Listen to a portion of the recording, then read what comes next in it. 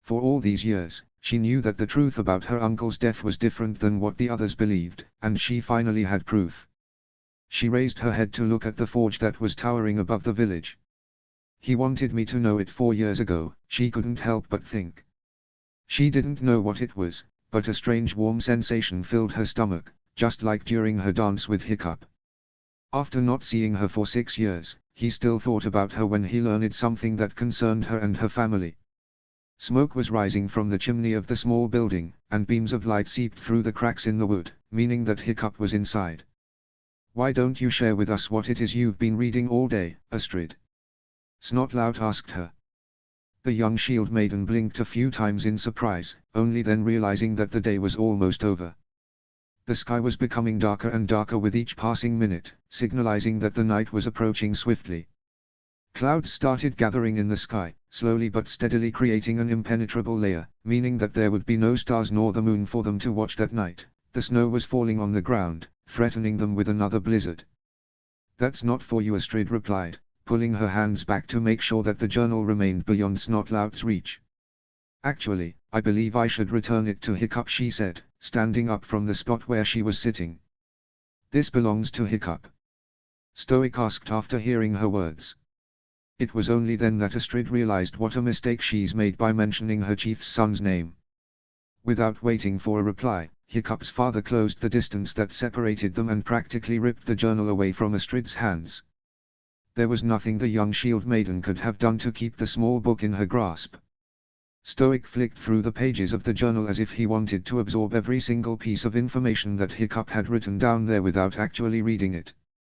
His eyes were unfocused, and he didn't keep the small book open on one page for longer than a few seconds. Astrid had to admit that she felt sorry for her chief.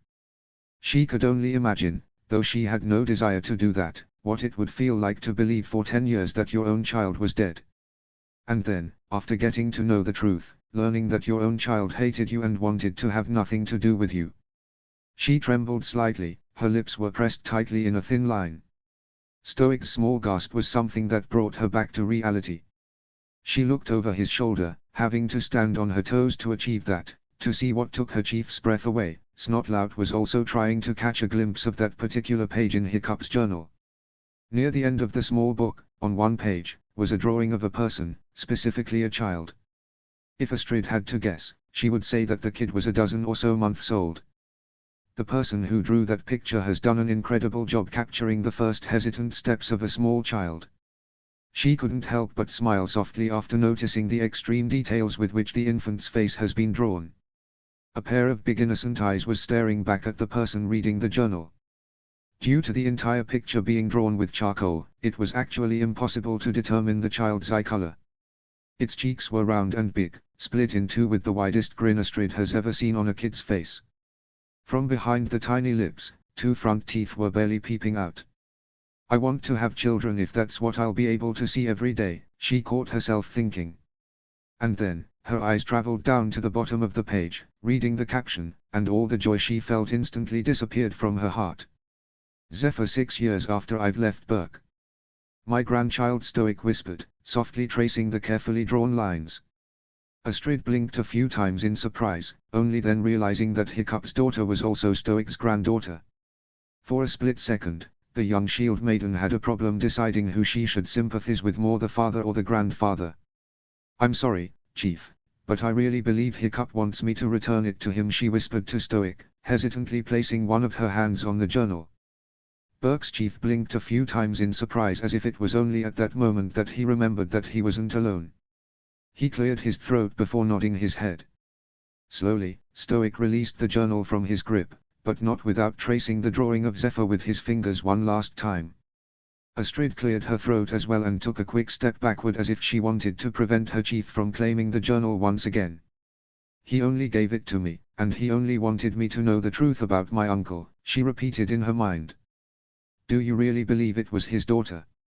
Snotlout asked others. A small chuckle escaped his lips. "I mean, what woman would be stupid enough to go to bed with him, right?" he continued, looking at his peers to find someone who would agree with him. Unfortunately for him, no one seemed to share his opinion. However, his words have caught someone else's attention.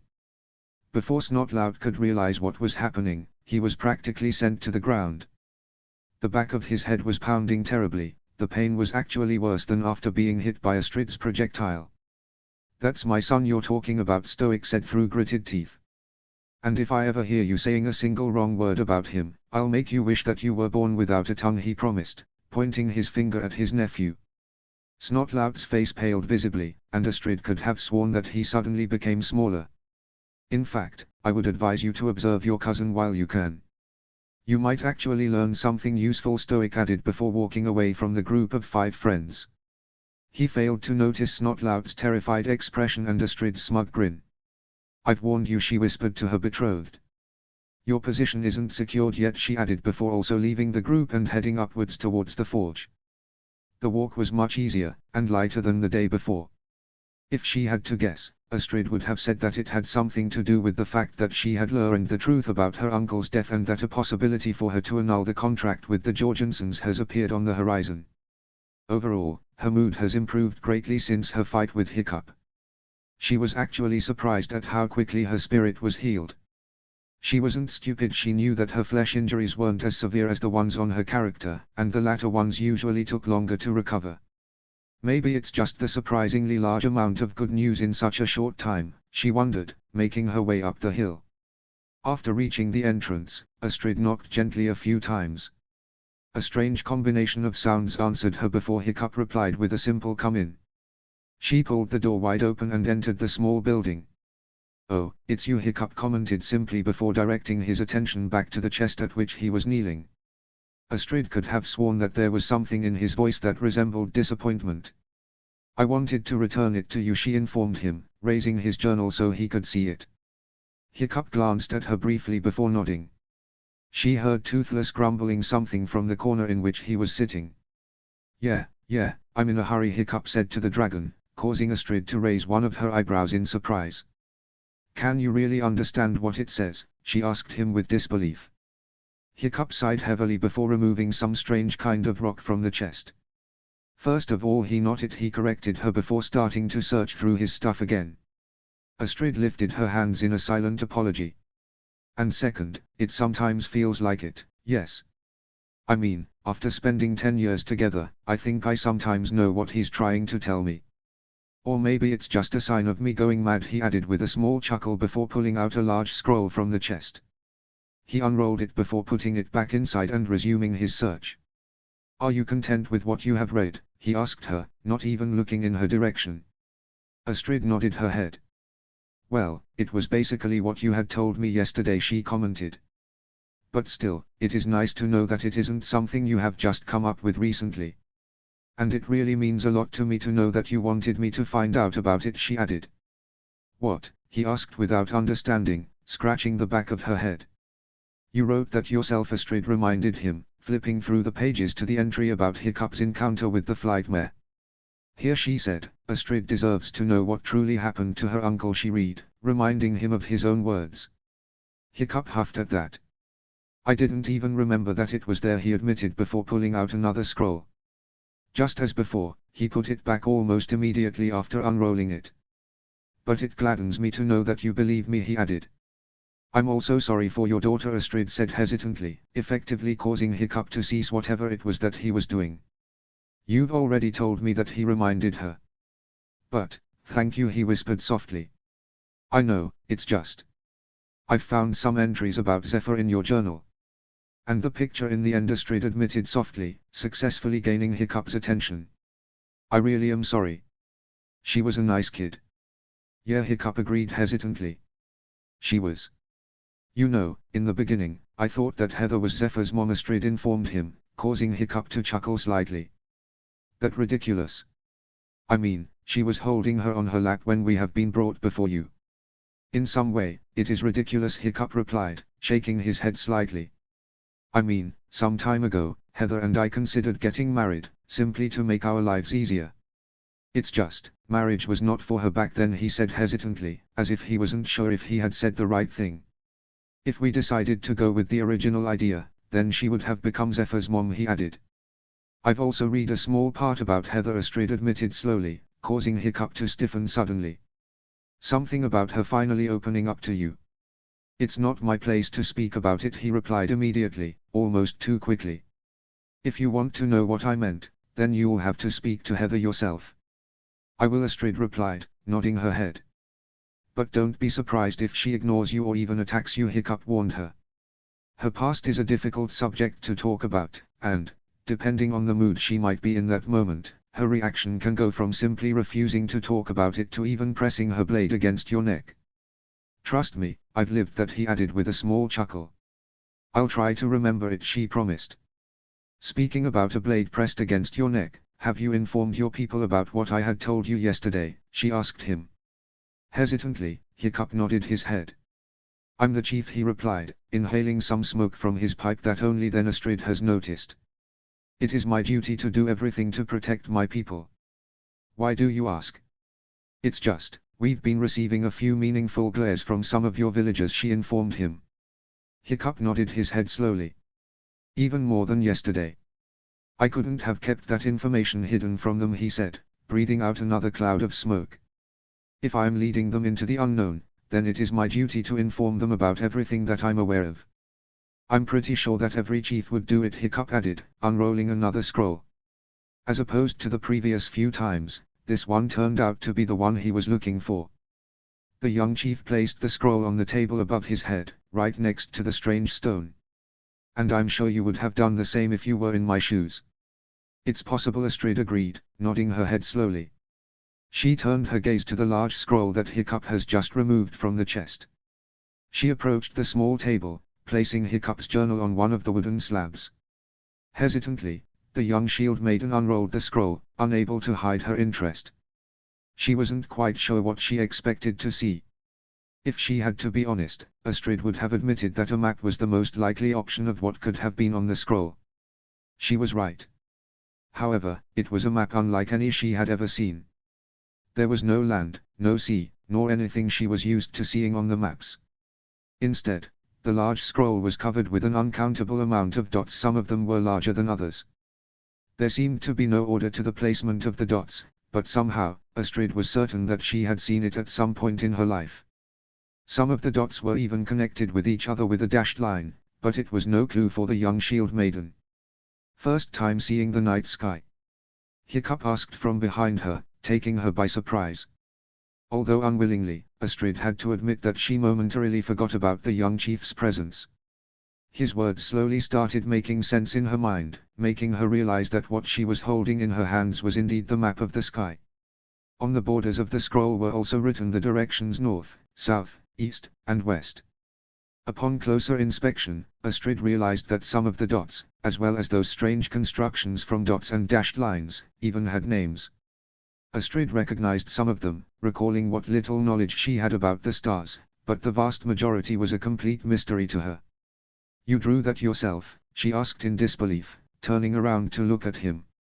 Hiccup only shrugged his shoulders. Not exactly, he replied, picking up the strange stone that was lying on the table next to the map. I came across a map like that some time ago in the south, he admitted. People there are using the stars as guidelines while traveling. You know, it's easy during the day with the sun and such, but during the night it's almost impossible to travel if you have nothing to point you in the right direction. So, I copied it and, after returning to the archipelago, I've added some of the stars that people in the south have never seen. It took me too long to be worth it, he explained, chuckling slightly. But, we'll be needing this map if we want to reach Berk fast. Speaking of which, can you tell me how you navigated your way down here? He asked her. It was Astrid's time to shrug her shoulders. We traveled mostly during the day, Astrid informed him. We were lucky enough to bypass the storms on our way here, so we weren't sidetracked that much. During the nights, though, we only made sure not to swerve from our path, she explained. Hiccup nodded his head slowly and ran his fingers through his beard.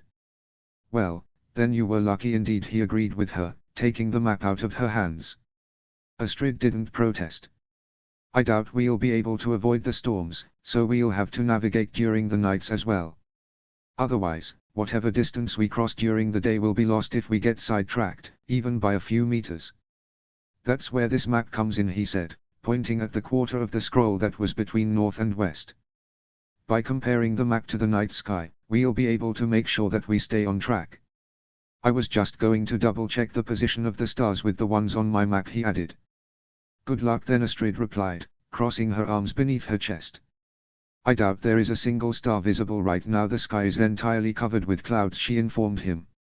Taking her by surprise, Hiccup only smirked. I know, he replied, tossing the strange stone in his hands.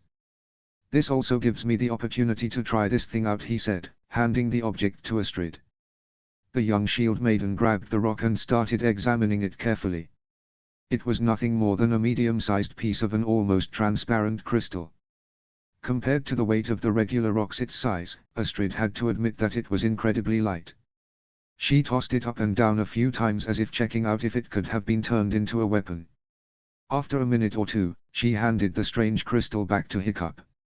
What's that? She asked him. It's a little something that I'd purchased a long time ago from some wanderer, Hiccup replied, eyeing the crystal. It can show the sun's position on the sky even during the most clouded day and aid in navigating, he informed her. I want to check if it can be used on the stars and the moon as well. If yes, we'll have a much easier time navigating during the nights. If not, then I'll have to think of something else. Is there anything in the world that you don't actually have somewhere in those chests? Astrid asked him, chuckling slightly while gesturing at the chests scattered around the forge. Hiccup chuckled as well, shaking his head. You have no idea how much trash you can collect while traveling, he replied, gathering the map, the crystal, and his cloak. I've never expected that I would actually find a use for these things, he said, gesturing at the stuff he was holding. He sighed heavily. There again, I've never expected to be planning an expedition to the Helheim's Gate, he muttered. Speaking of which, did you come up with something? Astrid asked him, following him out of the forge. Hesitantly, Hiccup nodded his head. I have an idea, yes, he replied. But it will take me some time to check if it works, he said, closing the door behind Astrid and Toothless.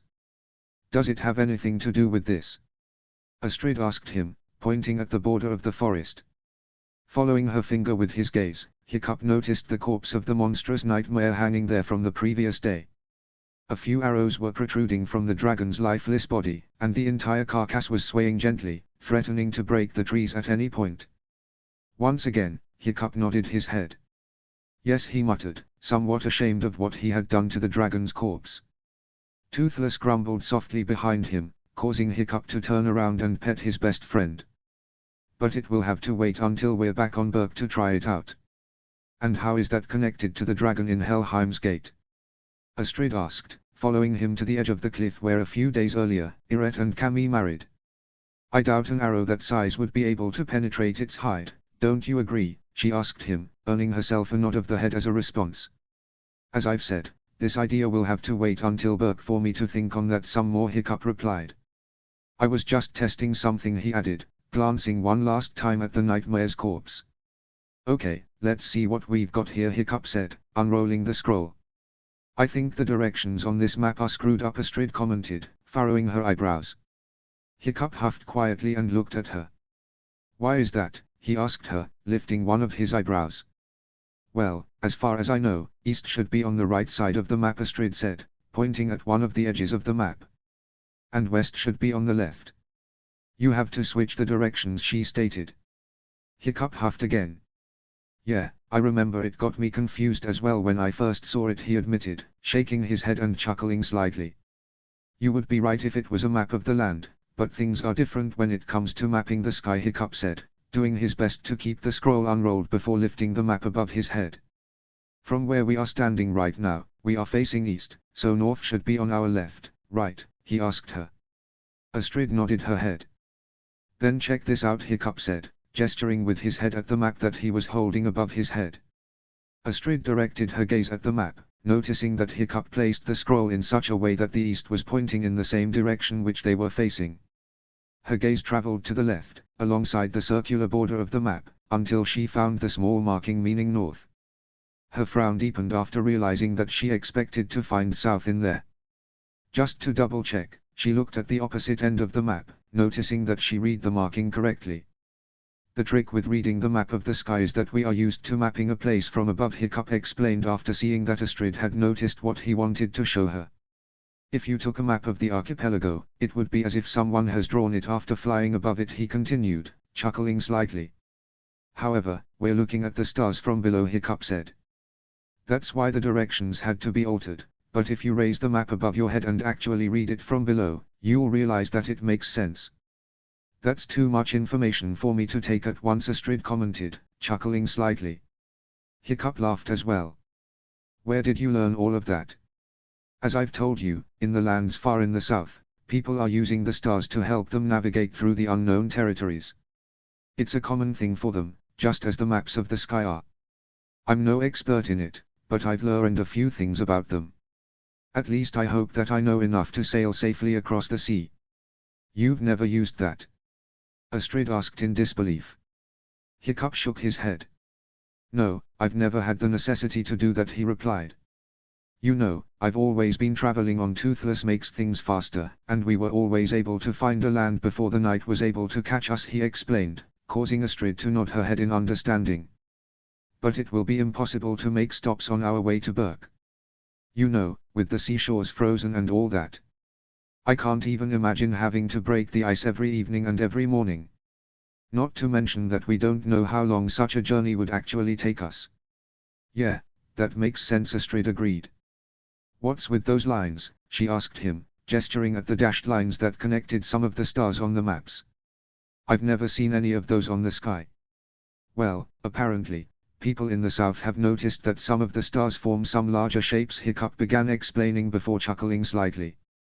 But don't ask me how someone can see a Great Bear in here, he added, pointing with his finger at the portion of the map labeled as Great Bear. These shapes are known as constellations. They aren't that important in my opinion, except for these two. They look almost identical, Astrid observed. Except for the fact that one is much smaller than the other, she added quickly, comparing the two shapes that Hiccup has pointed to.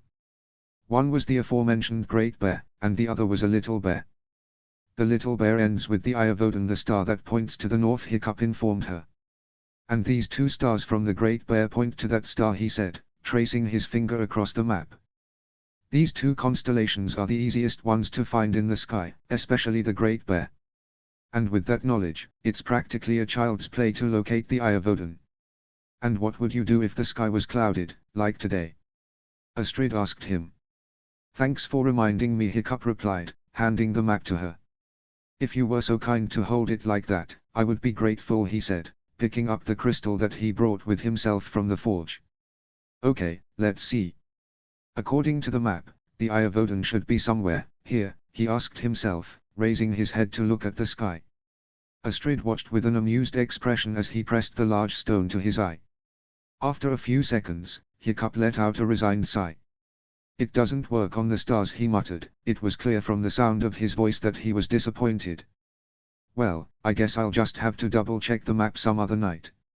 Have you thought already what you're going to do when this is all over? Astrid asked him, pretending to sound innocent. A seed of doubt has already been planted in Snotlout's mind. It was time to plant a similar seed in Hiccup's mind as well. Assuming I survive Helheim's Gate and Berk, I'll just return here, Hiccup replied without even giving his answer a second thought. If we somehow win in the nest, then life will just continue to go on as it always has. There will be another summer here and then harvest a few months later and then another winter. Wouldn't you want to stay on Berk for a little longer? Astrid suggested, earning herself a humorless chuckle from the young chief. What? You haven't been there for 10 years, she said accusingly. And I wasn't planning to visit that place for another few dozens of years, Hiccup replied, shaking his head. I have no desire to spend any more time than necessary with the people who want to kill me. Also, I have duties regarding my own people here. And you're also Stoic's son, Astrid countered, dropping her act. You are Berk's rightful heir, Hiccup, she reminded him, effectively stopping him. Slowly, the young chief turned around to face her. You have your duties regarding the people back on Berk, she said, crossing her arms beneath her chest. Hiccup raised one of his eyebrows at her. Really, he countered with a question of his own. Astrid nodded her head, looking him straight in the eyes. That's funny because I missed the part where that's my problem. I'm not going to spend a single second more than necessary on Berk, Astrid, he continued before the young shield maiden could have said something else. When this is all over, my people and I return here, and you stay on Berk. And, as I had told Heather 3 days ago, if we see your crest on our shores again, we will defend ourselves as we have against Dager and his berserkers. Good night, he finished without even allowing Astrid to reply in any way. Turning around on his heel as quickly as he could, Hiccup stormed towards the forge with Toothless right behind him, leaving the young shield maiden alone in the cold of the night. Chapter 31.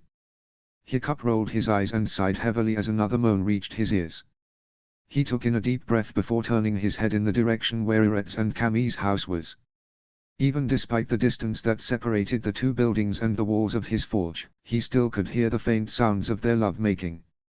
He shook his head, attempting to clear his mind before moving his gaze back to the map of Helheim's Gate. Almost an hour has already passed since he started staring at the maze of rocks and sea stacks, as if in a futile attempt of memorizing the path. He was well aware that any trial of doing that was doomed. For all he knew, the layout of the sea stacks could have changed since the last time he was there. After all, it wasn't difficult for a dragon to destroy a rock formation. And a few shipwrecks may have joined the old ones, he thought with a faint smirk. Ajai Hugakdriki, at Old Lajai knew, he sang in a whisper, reciting the old song of the dragon trappers that Iret taught him years earlier. From time to time, his eyes would wander to the crossbow that he placed on one of the tables, bringing to the front of his mind the image of the monstrous nightmare's corpse with arrows protruding from it. Unfortunately, his idea would have to wait until they reached Berk. His right hand wasn't yet healed, making it difficult for him to do any difficult work in the forge, and even if he succeeded at bringing his idea to life, transporting it all the way to Berk wouldn't be worth the time nor the effort. Vumjok Morgusini, at Minst Varus Jalfan, he continued singing, moving a miniature boat between the sea stacks on the map. It will be a close call, he commented after a few minutes of humming and examining the piece of paper. Remember how we've almost hit one of those sea stacks? Hiccup asked, turning around to look at Toothless. The young chief's question caught the Night Fury in the middle of cleaning itself. The black dragon immediately stopped what it was doing to look at its rider. Its tongue was hanging loosely from its mouth. Toothless growled lowly as if he wanted to confirm that he remembered that event. It will be worse now, Hiccup commented, turning his head to look at the map once again. Our ships will barely fit between the sea stacks, and I have no doubts that the entire path is littered with shipwrecks, he added, wiping his face with his hands. It was madness, pure madness. Except for flying in from above, there was absolutely no safe way of reaching that island. We will start losing ships and men before the battle even begins, he thought, closing his eyes with a heavy sigh. Luring the beast out wasn't an option. They wouldn't stand a chance if they faced the dragons on the open sea. It is madness, he repeated in his mind, shaking his head. And it's also a necessity. Another moan reached his ears, causing him to groan heavily. His forge was even closer to Iret's house than his home used to be. I guess he was also complaining when I lived with Sigrid, Hiccup thought with a humorless chuckle. New monk Naraf Braziokaneadium Dager, he continued singing, attempting to block out the sounds he certainly didn't want to hear. Where have I gone wrong, bud? Hiccup asked suddenly, approaching one of the windows. It shouldn't be happening, he muttered, shaking his head. Soon now will my body die among the beasts. None of this should be happening, he added. We should be piling up the supplies for the winter, not get ready to war. Zephyr and Steinar should. They should be alive, he finished after clearing his throat. Speaking his daughter's name was still difficult for him. He trembled slightly when a sudden gust of winter air burst into the forge. With a majority of his head bald the first time in his life, the cold was much more noticeable than usual. Hiccup ran his hand through his hair, still mesmerized by the new sensation. And what should I do with Berk, Toothless? He asked, looking through the window. The forge was positioned in such a way that it gave him a perfect view of the village beneath. Even despite the late hour of the night, many people were still up, working on rebuilding their ships, accompanied by the torchlight. Dragons were flying in seemingly random directions, carrying tree trunks, tools, or anything else necessary to build a boat. I have threatened my father with the Blood Eagle, he muttered, both to Toothless and himself, as if he wanted to realize what he really implied during their conversation. The Night Fury rumbled quietly, shaking its head and standing right next to its rider. After a few seconds, the black dragon placed its wing on the young man's shoulders, Hiccup smiled gently at the comforting gesture. The flames of the torches were dancing chaotically, moved by the winter wind. Humans and dragons were moving equally quickly, at least from Hiccup's perspective. They all believe I will be able to protect them, he realized, resting his weight against the window frame before sighing heavily. And I couldn't even protect my own family. Only 7 people out of 300 have seen me performing the Blood Eagle. Hiccup continued, feeling his mood dropping with each second that he spent on thinking about that. That still leaves around 293 people willing to attack us as soon as we turn our backs on them. When people think of Driki, they'll picture you. Iret's words resonated loudly in his mind as if his second-in-command was standing right next to him at that moment. And what if I... Knock, knock. Heather interrupted his train of thoughts, appearing seemingly out of nowhere in the doorframe of the forge. Startled a little, Hiccup jumped up and squealed in surprise, earning himself a small chuckle from his friend. "Sorry for scaring you," she said, crossing her arms on her chest and leaning against one of the walls. Toothless crooned happily upon seeing her. Heather smiled at the Night Fury. "You didn't scare me," Hiccup protested, shaking his head. I didn't notice you coming in." "What's up?" "Not much, I just wanted to check on you, see how you're holding up," Heather replied honestly. Her smile faded away from her lips slowly as she said those words. Hiccup wiped his face with his hands again. "So, how are you?" she asked. "Honestly, I feel like shit," Hiccup admitted, turning around to look through the window, once again resting his weight against the window frame. "None of this should be happening." He repeated the exact same words he said earlier to Toothless. "We shouldn't be getting ready for war. I shouldn't be afraid that I'm leading my people into a trap." He trailed off. He dropped his head, shaking it a little. "Are you certain Astrid hasn't said that simply to fool you?" Heather asked, coming close to him. Hiccup shook his head again. "What good would it do to them if she lied to me?" Hiccup asked, not hoping to receive an answer. "These people are counting on me," he muttered, once again looking at his village. Slowly, the noise and the rustling were setting down, meaning that some of the Drikians have already retired for the night. "They believe I'll be able to protect them from anything, especially the things that I can't control." He trailed off, shaking his head once again. "I've suggested to Stoic that if anything should happen to me, or my men, on Berk, he will see me performing the Blood Eagle again." More than once he muttered, trembling slightly at the thought. It was easier to threaten someone than to actually imagine performing the said threat. "Stoic has seen Dager's execution," Heather commented, rubbing her chin. "Now he knows that you're capable of doing it." "Maybe, but the vast majority of Berkians haven't seen that," Hiccup replied immediately. "I might have changed in the past 10 years, but their memory of me certainly remains the same. They won't even believe Stoic, no matter how many people confirm it. And I'm quite sure that my cousin wouldn't publicly admit that he was afraid of something I've done. It wouldn't do any good to his position as Berkshire," he added, chuckling slightly. Heather chuckled as well. "Too bad only 7 of your former tribesmen have seen you killing Dager," she commented, nodding her head slowly in understatement. "But if they actually try anything, they'll be digging their own graves, to be honest. You know, we have dragons, and the bog burglars will be there with us as well," Heather explained. "Bertha and Stoic are friends," Hiccup countered. "Their alliance was formed long before I was even born. I doubt she would be willing to abandon their friendship so easily. Besides, do you think that my obstinance came out of nowhere?" he asked, chuckling slightly. "Trust me when I say it, only weapons are easier to find on Berk than a headstrong person." "It will undoubtedly be a difficult choice for Bertha," Heather agreed, nodding her head. "Her daughter or her friend," she added, saying those words slowly and clearly. Her face twitched slightly as she pondered Bertha's possible choice. "I must say it's odd to see you almost bald," Heather said after a while of silence, changing the topic. "After knowing you with nothing but that mop of hair for a few years, it's certainly a shock." "Yeah, tell me about it," Hiccup replied, holding back a chuckle. He breathed in heavily from his pipe, marveling at the stinging sensation in his throat that the smoke caused. "It's the first time I feel cold in this part of my body. It gives me this irresistible urge to pull back my ears like that," he explained, angling his head in such a way that Heather could see what he was talking about. The black-haired woman laughed quietly after seeing Hiccup's ear moving up and down. "By the way, how are the preparations going?" he asked, once again changing the topic. I haven't been at the docks yet, and I don't see everything from up here. Faster than we've anticipated, to be honest, Heather informed him, gladly accepting the pipe he handed her. For a few seconds, the only sound that could have been heard in the forge was a low whistling caused by Heather inhaling the smoke from the pipe. She savored it for a few seconds, tasting the rich aroma in her mouth before letting it all out in a form of a large cloud. She coughed slightly a few times. People have mobilized and cutting down trees, and transporting them is much easier with our dragons involved, she informed him, handing him back his pipe.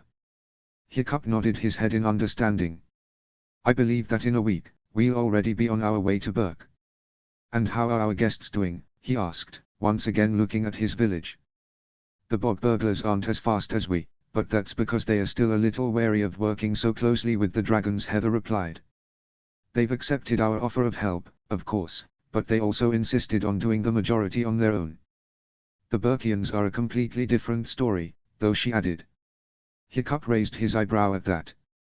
You've kicked Astrid's butt so much that she can't do anything, to be honest, and the old fat one also can't help them much because of his injuries, Heather informed him.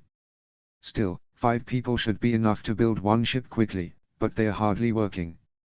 Stoic rarely is with them. I've seen him a few times wandering around the village, seemingly without any purpose, asking questions mostly about you. Others tried to do something, but they get distracted easily, she explained. Torloff is keeping an eye on them as often as he can.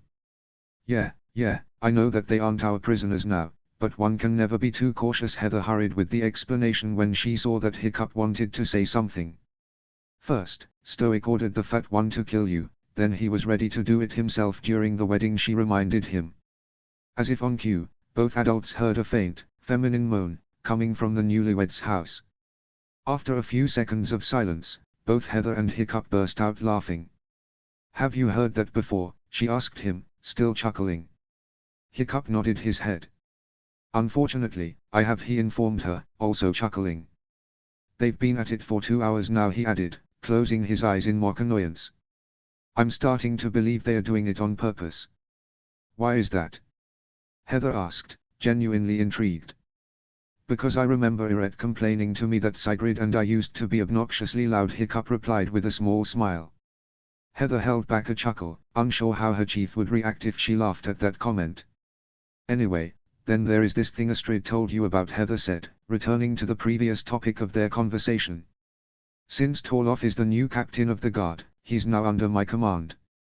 And I don't think that ordering him to keep an eye on our former prisoners, especially after what he told me about, was a bad idea, she added, catching Hiccup's attention. And what is that? Hiccup asked, puffing his pipe again. Well, it seems that your cousin wasn't at all moved by the revelation that you're alive, Heather informed him. How do I put it? He believes that you should have stayed dead, she said blatantly. He said that their plan was to get rid of us when everything's done. Apparently, the subtle fact that you are his family doesn't change his resolution whatsoever. That's what I'm afraid will happen once we reach Berk, Hiccup commented, wiping his face. Have I ever described to you the situation on Berk when I ran away? He asked, turning his head to look at her. Heather contradicted wordlessly. Well, I've told you that my whole life, I was a walking disaster, Hiccup began, leaning against the window frame. I used to cause more destruction than even dragons during the raids. My father insisted that I join my peers and learn how to fight against the dragons. When I shot down Toothless and started spending time with him, I began using the things I've learned from him during the training sessions.